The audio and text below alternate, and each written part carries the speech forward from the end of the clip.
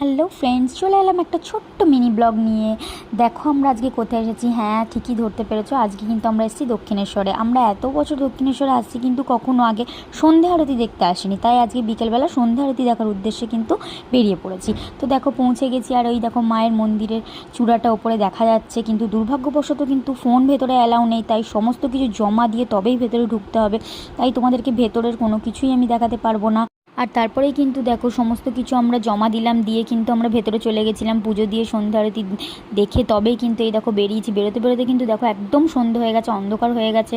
তো আমরা কিন্তু আর এখানে বেশিক্ষণ ওয়েট করিনি এখানে, কারণ আজকে নিরামিষ ছিল, বাইরের কোনো খাবারই আমরা খেতে পারতাম না।